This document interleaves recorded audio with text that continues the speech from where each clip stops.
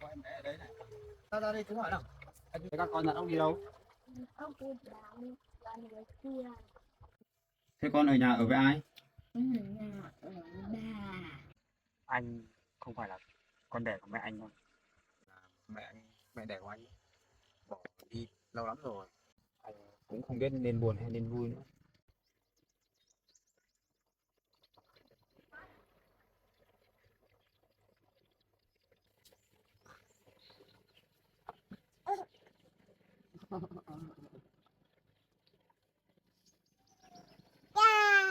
Gà. Vỗ tay chào gà đi. Vỗ tay vỗ tay. Vỗ tay. Lắc đầu nữa. Lắc đầu đi. Được rồi. Vỗ tay nữa này. Vỗ tay sao này? Nhiều. Tay, vỗ tay. Gánh ra đây bảy tay. Ra đây. Lắc đầu. Ba ba nữa, ba ba đi. Gà ngoài kia, gà đi, chỉ gà.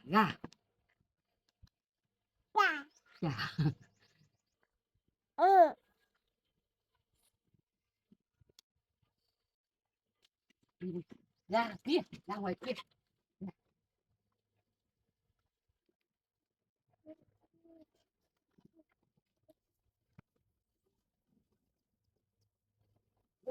Không được đâu.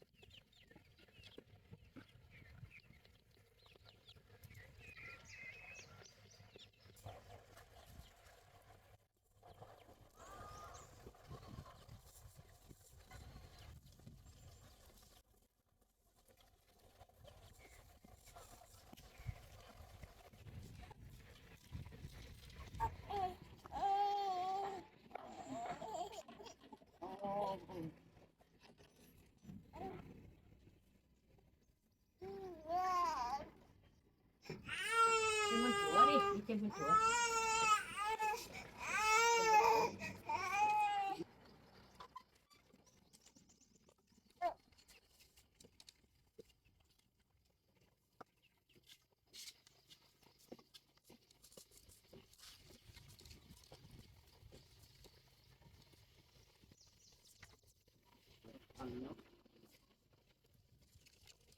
Lá đi.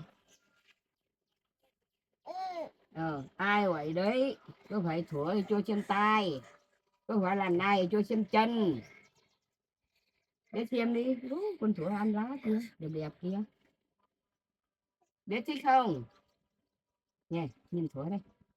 Nó ăn kìa.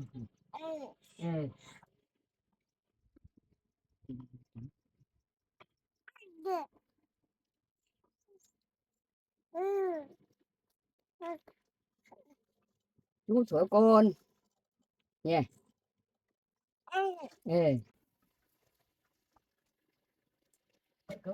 Cốc ai gọi đấy, tôi là thỏ cho trên tay, nếu là nai thì cho trên chân.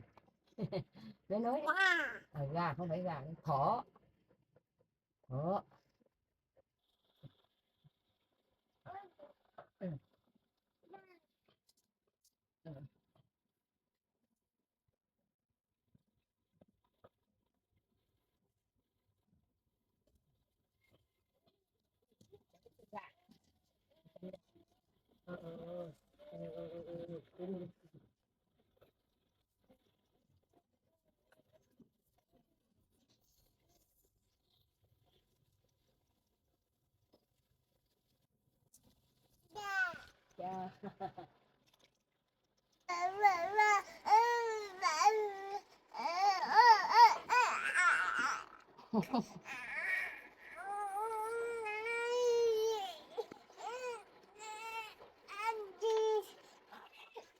Ati gà ngoài kia, ra ngoài kia, ra trong vườn kia kia kia kia kia kia kia kia kia ra đấy đi ra.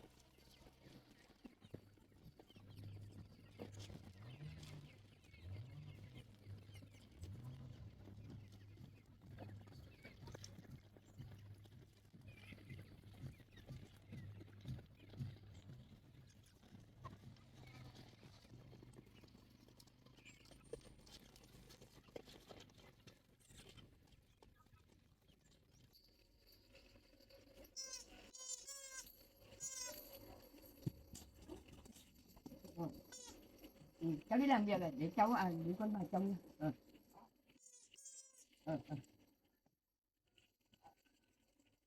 Cháu có đi xa không? Thế để cháu ở nhà cho bà trông.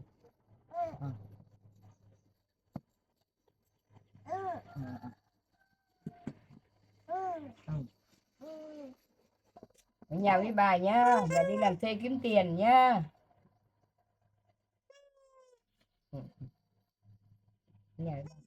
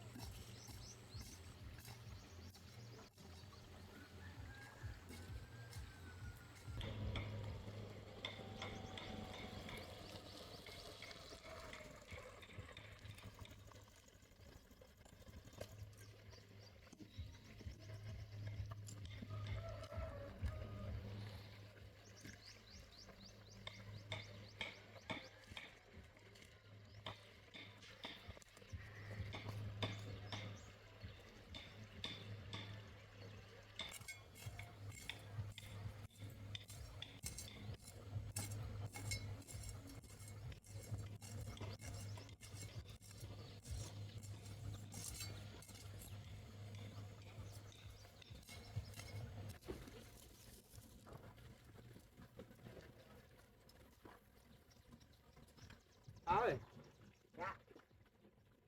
bà ra một cửa cháu.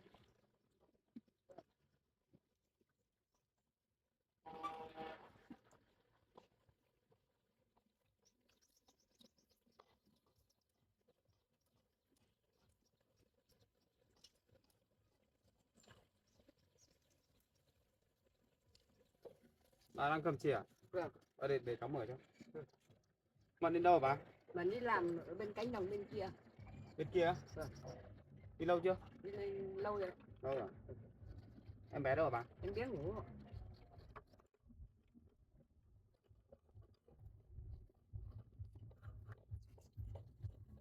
Đến nhà đây bà.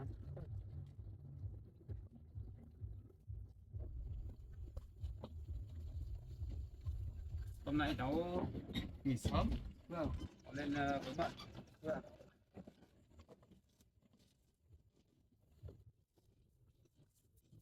Dạ.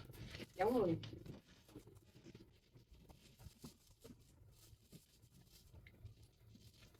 Ôi giời quá.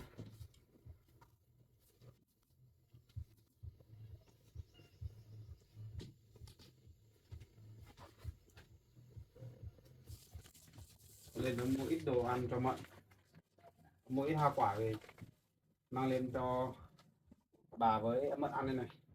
Tại trời nắng nóng ăn hoa quả nó rất tốt. Đây cháu mua cho bà lúc sữa này. Đi cảm ơn cháu. Cháu mua nhiều thế này để hết được tiền của cháu. Không có gì đâu bà, thì cháu lo cho sức khỏe của bà với Mận thôi. Tí nữa bà còn ăn nhé. Thế bà cảm ơn nhá. Mận làm ở cánh đồng bên nào bà? Ở bên kia suối. Bên suối bên kia. Thế bà ở nhà trông cháu nhé. Vâng. Cháu đi sang với Mận xem nào.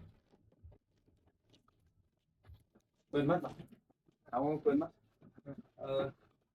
Mận đi làm thì chắc mệt lắm. Cháu lấy một ít hoa quả với sữa đi cho Mận. Trời mưa này nắng lắm mà. Vâng. Ở nhà bà nhớ uống đủ nước nhé. Vâng.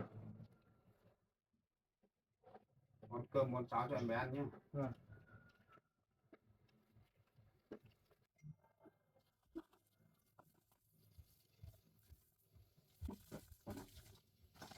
Trên mình có đói không? Phải lấy 2 hộp đi nhá. Vâng.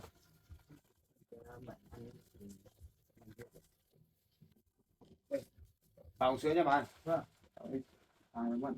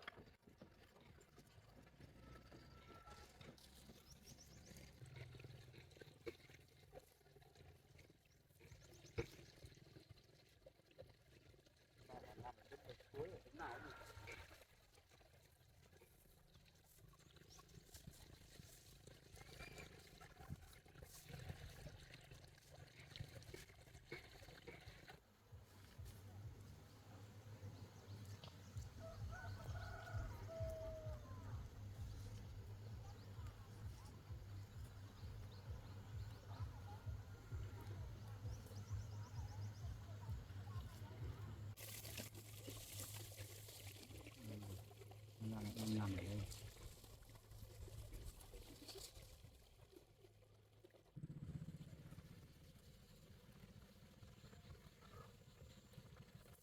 Bà, em làm đây à? Có bên không? Vừa vào đến. Cái dụng này là họ thuê em làm à? Còn trả em bao nhiêu? 100.000. Muộn muộn rồi, 3-4 giờ chiều à? Có kịp làm được không?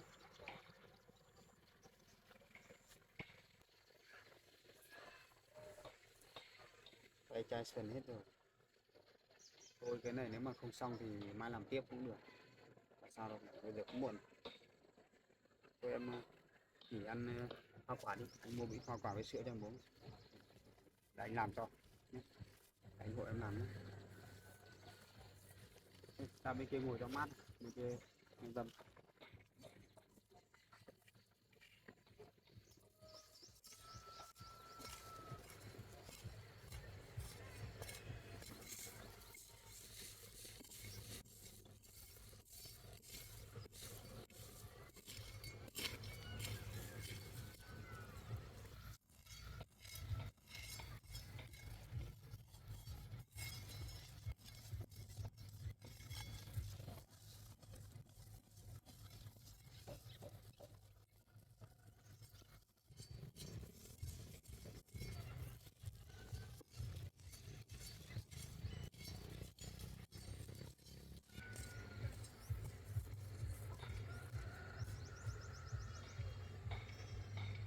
ăn đi. Cứ ăn đi. Rồi em làm một lúc á.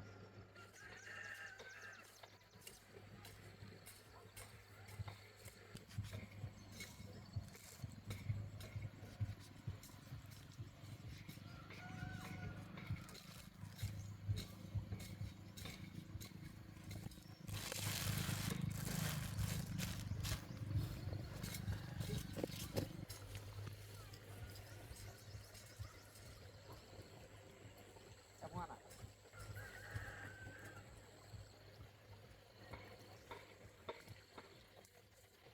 Anh thường anh mua cho em ăn mà. Thế đi, ra đây ngồi ăn đi. Cái này cho mát này.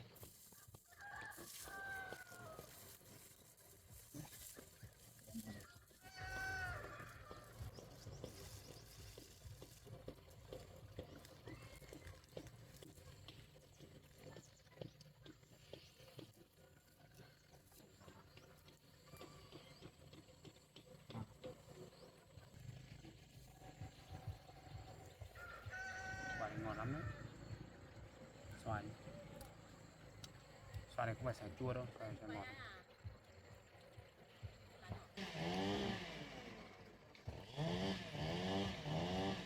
Xoài này mới.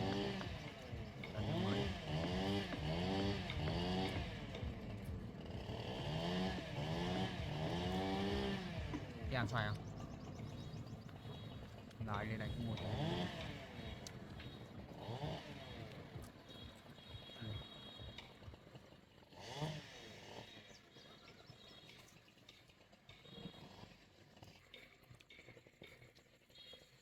Hôm nay anh đừng nghỉ sớm, anh lên thăm em.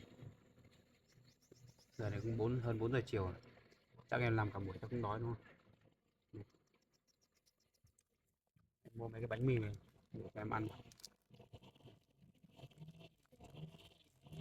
Mua cả sữa nữa, em ăn để trước đi làm.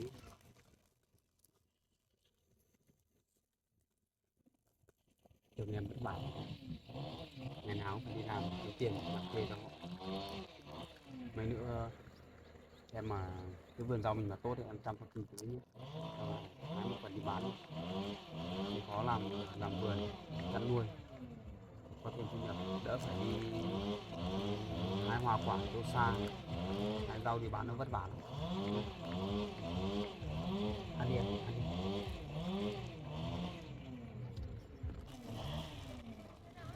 Anh mua sữa này, mua sữa đi cho có sức, xong là anh và em cùng nhau làm nhé.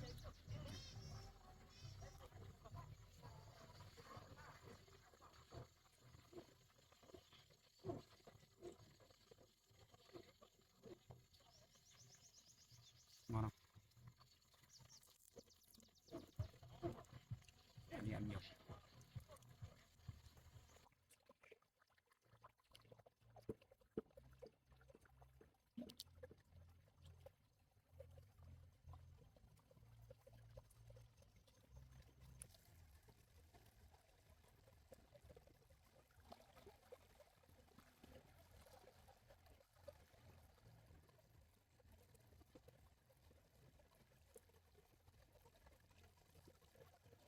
Em ơi, thì cứ nhận nhiều nhiều vào thì mang việc bán được tiền một kẹo ăn nhá.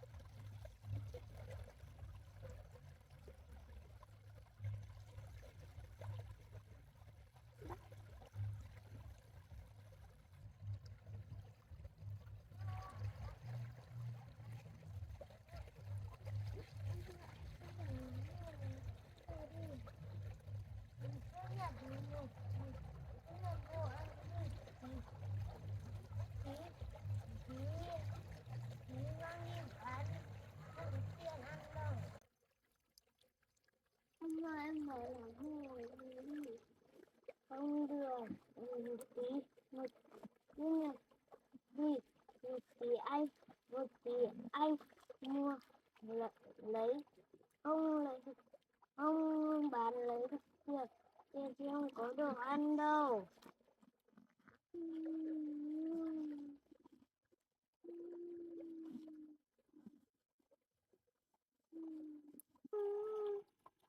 Em ơi em không nhớ cứ thử anh nhặt ốc đi.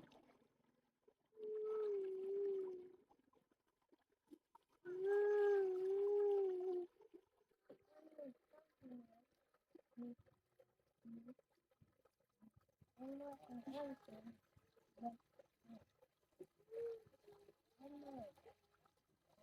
nhặt đi. Nhặt với anh đi. No anh gọi thôi nhá. Thế để đây không có lung tung. Nhà mình có mấy cái cuốc đấy, một cái ở nhà này. Thế em đi làm trước nhá, để anh đi về lấy cuốc, anh hội em làm cho nhanh. Cái này để đây nhé.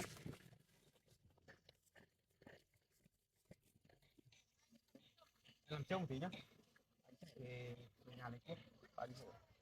Thế làm trước một tí.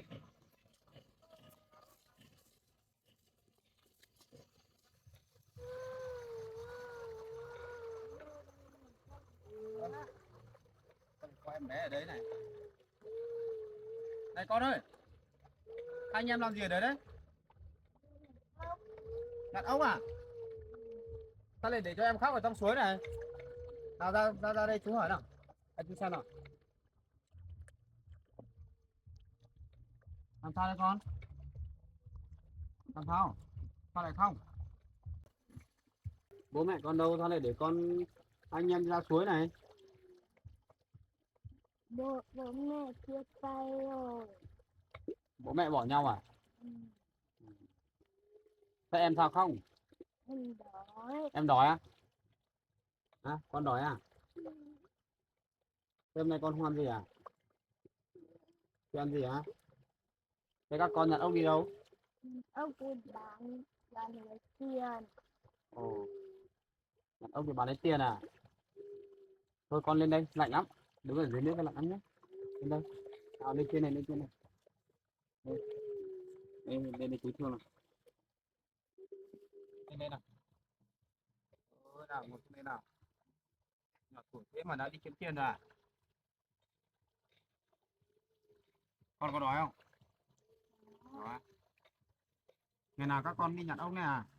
Ô này, có ốc to ốc nhỏ này. Ôi thế tội nghiệp hai con quá. Nhà các con ở đây có xa không? Có. Có xa lắm à? Con ơi con nín đi. Không nhá. Không nhá. Chờ chú một tí nhá. Em ơi. Em ơi. Ra đây anh bảo này. Không làm nữa. Từ từ nhá, ngã nhá. Không rồi nhá. Em ơi. Tự dưng ở dưới suối này lại có hai anh em đi nhặt ốc. Thế đưa em bảo là kêu đói này. Thế là mình đưa hai anh em lên nhà mình đi. Nào con à. Con lên nhà chú nhá. Để chú lấy cơm cho con ăn nhá. Đi đi, không khóc rồi nhá, đi đi.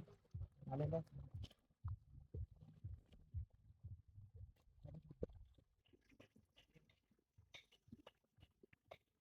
Đi phía cho con nhé.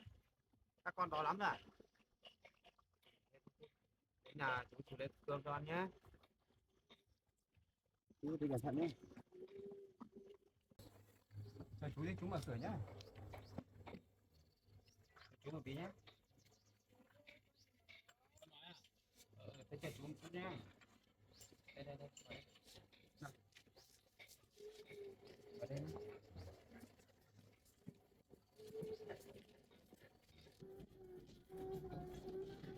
Đi thôi, vào nhà đi. Các cháu ơi, đi đâu mà khóc thì mình Bà ơi. Dạ.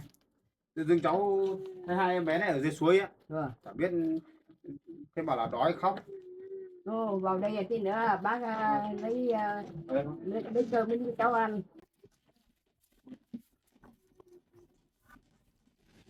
Đây. Mua được nhiều bánh mì sữa này. Con ăn đi, ăn con ăn đi nhá. Đây để chú bóc con này. Các con nhịn đói lâu chưa? Nhịn đói từ lúc nào rồi? Từ sáng nay à? Con ăn đi, đói thì ăn đi. Ăn đi. Đây uống sữa nhá, đây có sữa này. Đây con vừa ăn vừa uống sữa nhá. Con cầm đi, em bóc hộp kia đi. Ăn đi con. Đây ăn nhiều nhá. Từ mai đi hai con không được ra suối nhặt ốc nhá. Nguy hiểm lắm đấy. Nghe chưa? Không được dẫn em đi ra ngoài suối nhá. Con ăn đi. Con ăn đi nhá. Tội nghiệp hai em bé thật đấy. Biết hai anh em thế bảo là nhà ở xa. Không biết hoàn cảnh thế nào. Thế kêu đói thế này.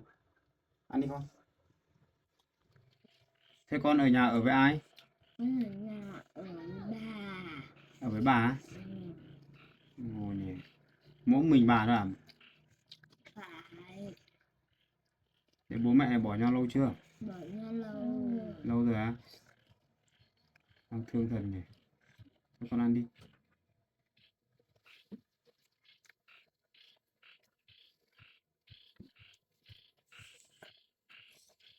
Đấy em ạ. Cứ tưởng là mỗi mình khổ.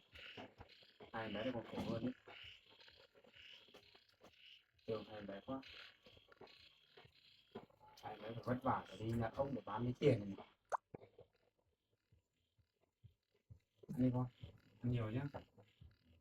Trên đời này còn nhiều người khổ lắm. Nhiều người khó khăn lắm. Anh rất là thương những hoàn cảnh thế này. Anh cũng giúp nhiều người rồi. Ăn đi con. Ăn đi. Đây này. Ăn hết xong ăn cái này nhá. Ăn đi nhá. Đây có hoa quả này. Ăn. Đi các con ăn đi. Ăn hết đây còn một cái đi nhá. Chú còn nhiều hoa quả này. Nhá. Quần áo ướt hết rồi, có lạnh không con? Có. Lạnh nhỉ? Đấy. Uống đi con. Uống hết xong lại chú bóc cho nhé.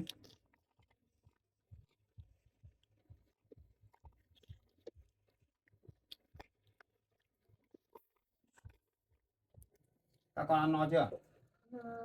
No rồi gì? Bây giờ chờ quần áo ướt hết rồi, lạnh lắm nhá. Giờ các con đi về nhá. Đây để chú gửi cái này nhá, con cầm về. Cầm về hai anh em ăn xong là ốc kia là chú mua cho các con nhá. Cái này mang về cho bà ăn về nhá. Đây này, cầm về nhá. Rồi mình chia cho bà ăn về nhá. Sữa đây. Con cầm sữa đi. Ôm này nhá. Đây, cả đâu.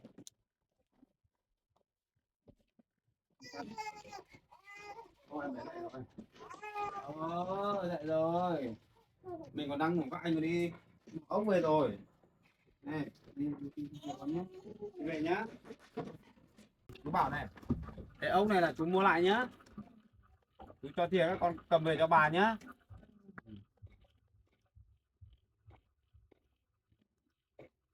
Đây này. Đây chú gửi tiền cho con nhá. Cầm về cho bà mua gạo, mua đồ ăn nhá. Được chưa? Cái này chú mua nhá. Hai con về nhá.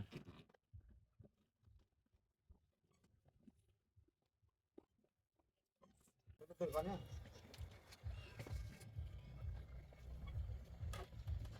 Bây giờ hai con về nhá. Đi về cẩn thận nhá.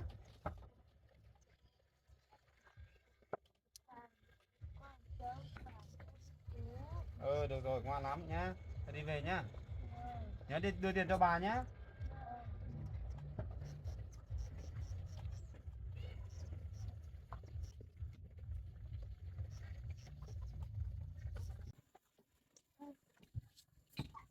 Ai? Dạ. Đã bảo mua sữa về cho bà nhưng mà cháu lại để cho hai bé hết rồi. cho hai em bé nó cũng khổ, nó khổ quá đi, đi nhặt ốc nó về bán mới được tiền ăn, nó cũng khổ như bà đây, bà thông cảm thôi. Để lúc nữa cháu lại đi mua sữa khác cho bà nhé. Vâng. Bà nhận đây bà.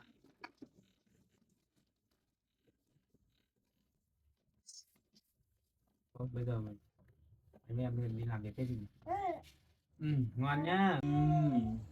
Sao đây? Cho cái hai em bé đấy cổ này có cái thương thật đấy.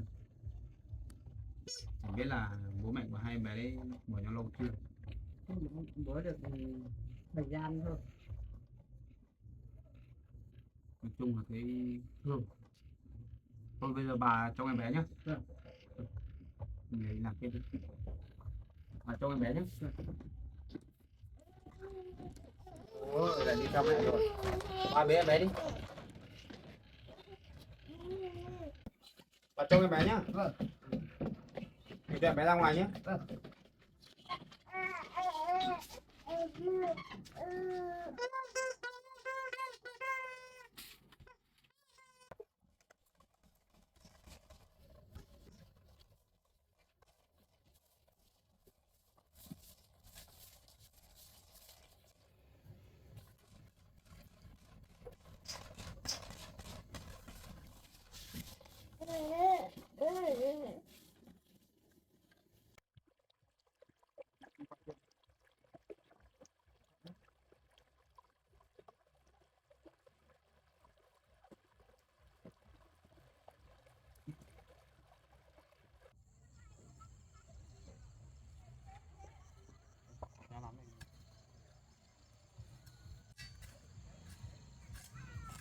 Cái này nếu mà làm không xong thì mai em lại làm tiếp thôi. Bây giờ cũng muộn muộn. 4-5 giờ.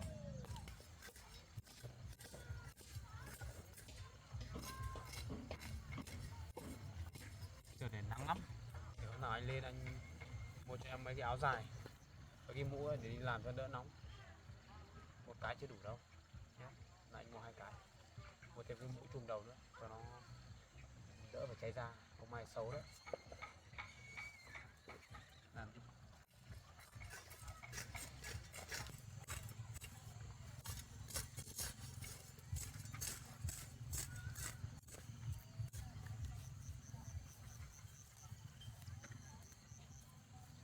Cái thằng này em đi đâu? Đi làm thuê nè.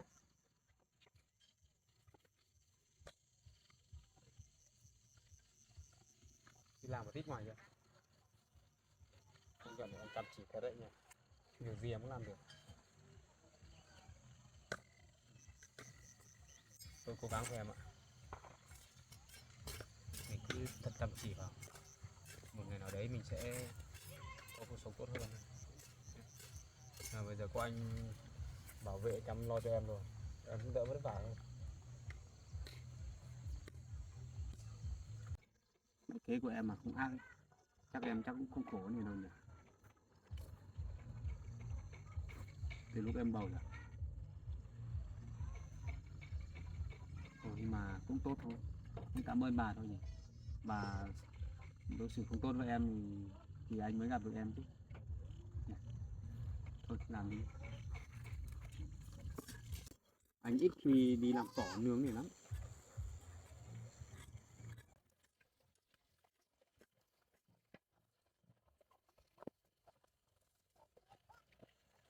Bố anh lại đi làm.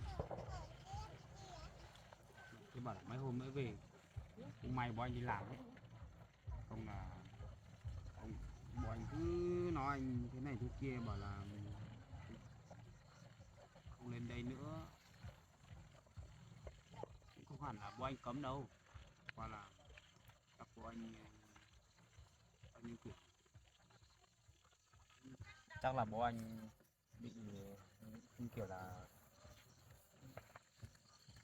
những người làm ăn với bố anh ấy, bạn bè của bố anh ấy, chắc họ nói cho nên là mỗi lần bố anh về bố anh nói thế, anh nhắc anh thế. Còn mẹ anh thì cũng không thấy nói gì, chắc vẫn được thôi, chắc vẫn đồng ý thôi.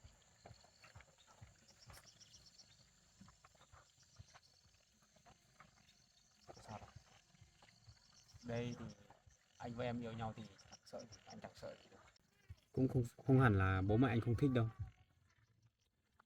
không kiểu là bố anh ấy kiểu người làm ăn lớn ấy thì bị người khác nói thế chắc ông không chịu được, ông mới thế thôi. Còn chuyện yêu đương của bọn mình ấy đấy là quyền của chúng mình thôi, mình đã quyết thì chẳng ai cấm đoán được đâu. Anh cho đến bây giờ anh cũng chẳng sợ, bố anh cũng nói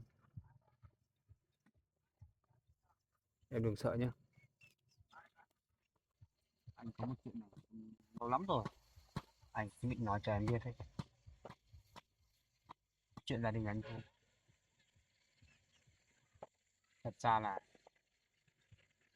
anh không phải là con đẻ của mẹ anh đâu, bố anh mới là bố bố ruột của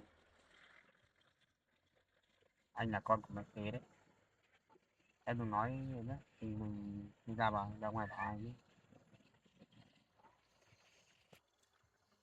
Tuy là mẹ kế của anh thật nhưng mà mẹ của anh thương anh lắm, bà ấy coi anh như kiểu con đẻ của bà ấy luôn. Anh cũng thương mẹ anh lắm, thì anh nghe bố anh nói bảo là mẹ đẻ của anh ấy, bỏ đi lâu lắm rồi, thì thời trước anh còn nhỏ cơ. Anh chỉ thấy bố anh nói vậy thôi, còn anh với mẹ anh thì vẫn coi nhau như mẹ con ruột rồi. Mẹ anh thương anh lắm, thế nên anh chỉ là anh ngồi tâm sự với em anh mới nói thôi, chứ bình thường anh không nói ra đâu. Bạn bè anh mọi người cũng không ai biết, mỗi bố anh với ba anh em nhà anh mới biết thôi, các cô các bác mới biết.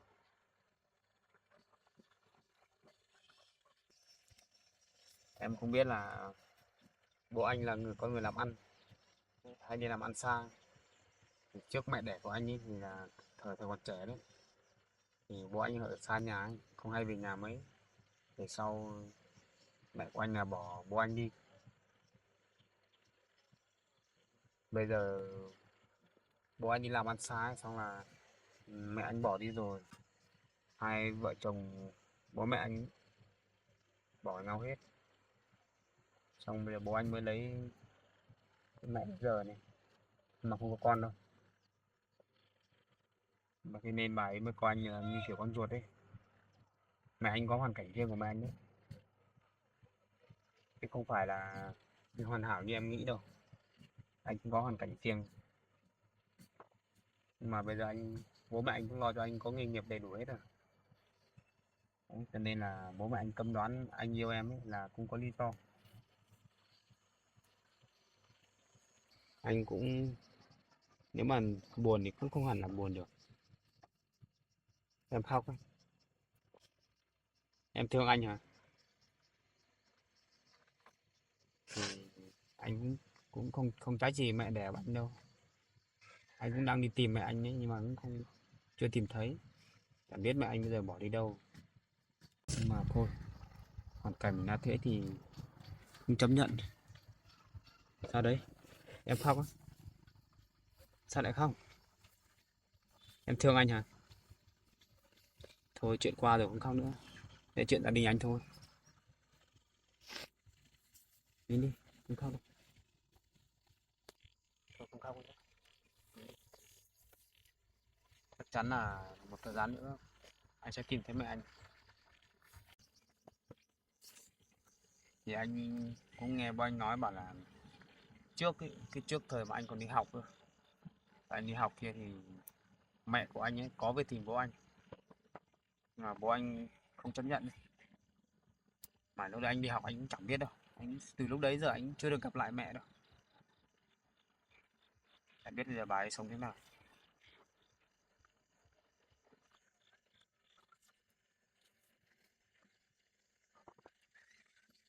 Mình cũng buồn.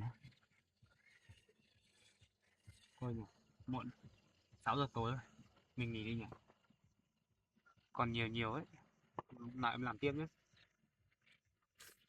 Về nghỉ đi, nói chuyện gia đình buồn quá.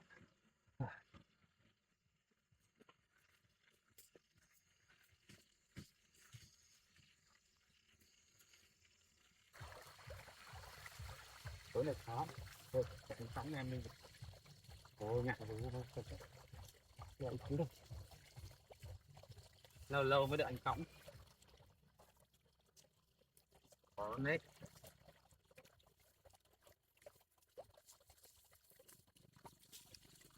có sợ không